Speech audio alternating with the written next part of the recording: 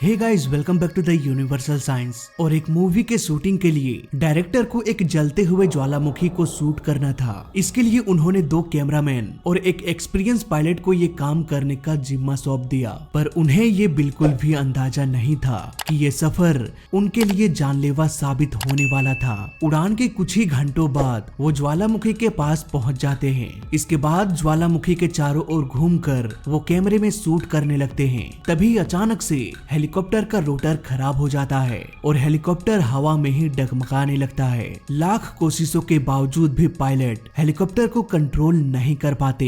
इसके बाद हेलीकॉप्टर ज्वालामुखी के एक क्रिएटर में क्रैश हो जाता है। किसी तरह से ये तीनों बच तो जाते हैं, लेकिन वो तीनों 150 फीट की गहराई में ज्वालामुखी के अंदर फंस जाते हैं। न खाने के लिए उनके पास खाना था और न ही पीने के लिए पानी। ऊपर से भीषण गर्मी भी थी।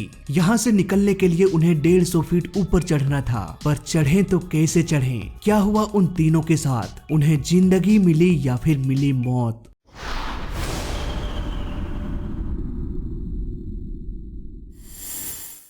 21 नवंबर 1992 कैलिफोर्निया बेल 206 हेलीकॉप्टर में कैमरामैन माइकल बेंसन और टेक्नीशियन क्रिस्टोफर सवार होने लगे। उनका मिशन था ज्वालामुखी से निकलते हुए लावे को शूट करना। इस हेलीकॉप्टर को कैप्टन क्रेस हाउसिंग उड़ाने वाले थे, जो काफी अनुभवी पायलट थे। महज 16 साल की उम्र में ही इन्होंने पायलट का लाइसेंस ले लिया। और सिर्फ हेलीकॉप्टर ही नहीं, चाहे बात करें सी प्लेन की या फिर किसी ग्लाइडर की, वो हर तरह के प्लेन उड़ाने में उत्तीर्ण हो चुके थे। इसीलिए तो उन्हें इस खतरनाक काम के लिए सेलेक्ट किया गया।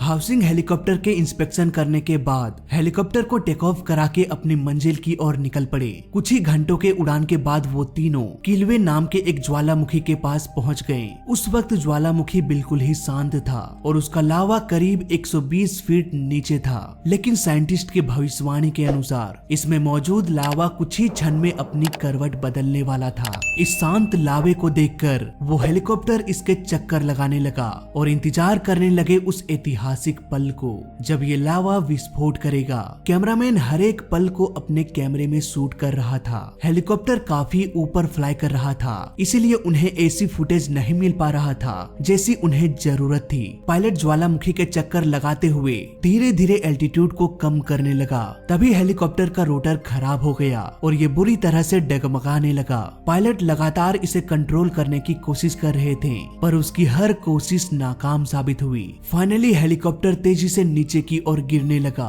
देखते ही देखते ये ज्वालामुखी के अंदर क्रैश हो गया। ऐसा सुन के ही डर लगता है कि ज्वालामुखी के अंदर गिरने के बाद कोई इंसान कैसे बच सकता है। ये शायद उनकी किस्मत ही थी कि ज्वालामुखी के अंदर गिरने के बावजूद भी वो तीनों जीवित थे। दरअसल हेलीकॉप्टर जिस जगह पर क्रैश हुआ वहाँ पर लावा नहीं निकल रहा था। वो तीनों ज्वालामुखी के लावे से तो बच गए, लेकिन वहाँ से बाहर निकल पाना इतना भी आसान नहीं था। ज्वालामुखी से निकलने वाली जहरीली गैस चारों तरफ फैली हुई थी। अगर उन्हें जिंदा बच के निकलना था, उनके पास सिर्फ एक ही रास्ता था इस जहरीली गुफा से बाहर निकलने का, और वो था जल्द से जल्द किसी से मदद मांगना।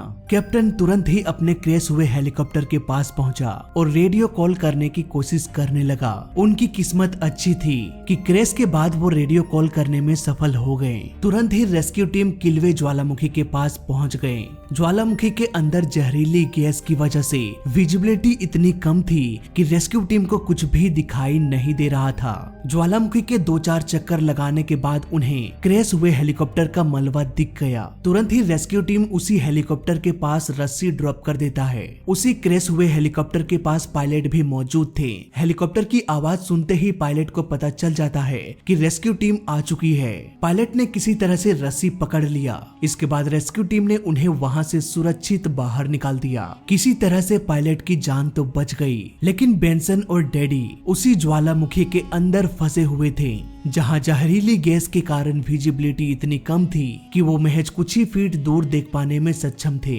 उन्हें अंदाजा भी नहीं लग रहा था कि रस्सी कहां पर ड्रॉप की जा रही है। वो दोनों इतने बेचैन हो चुके थे कि ज्वालामुखी से बाहर निकलने के लिए उसके दीवार पर ही चढ़ना शुरू कर दिया। दोपहर से अब रात हो चुकी थी। अब तक वो करीब 70 फीट ऊपर चढ़ चुके थे। उधर रेस्क्यू टीम भी रात होने की वजह से वापस चले गए। रेस्क्यू टीम को लगा कि अब उनकी मौत हो गई होगी, पर ऐसा नहीं था। वो दोनों अब भी वहीं फंसे हुए थे और इतनी ऊपर चढ़ाई के कारण बुरी तरह से थक चुके थे।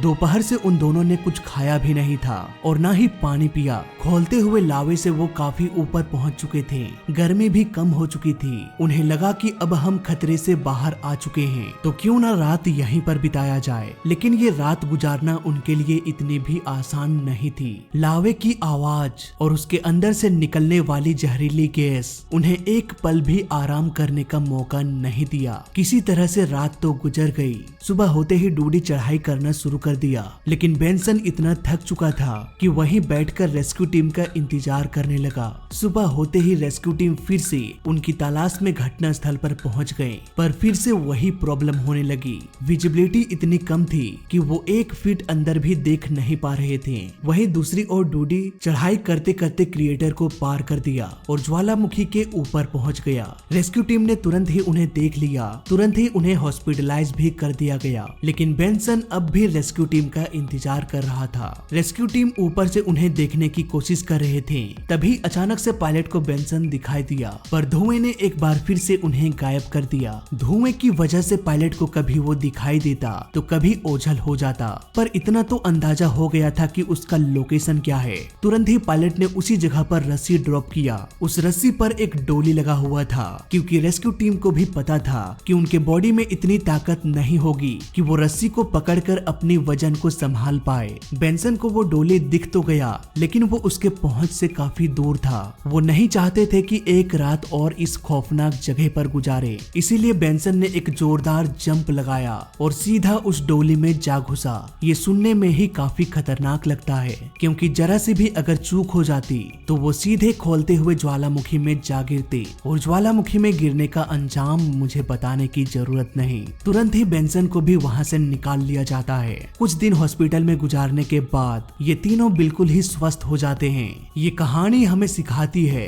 कि चाहे परिस्थिति कितनी भी गंभीर हो जाए, हमें हमेशा हिम्मत से ही काम लेना चाहिए। तो फिलहाल इस वीडियो में अभी तक के लिए बस इतना ही। मैं मिलता हूँ किसी और इंफॉर्मेटिव वीडियो में, तब तक के लिए जय हिंद, वंदे मातरम।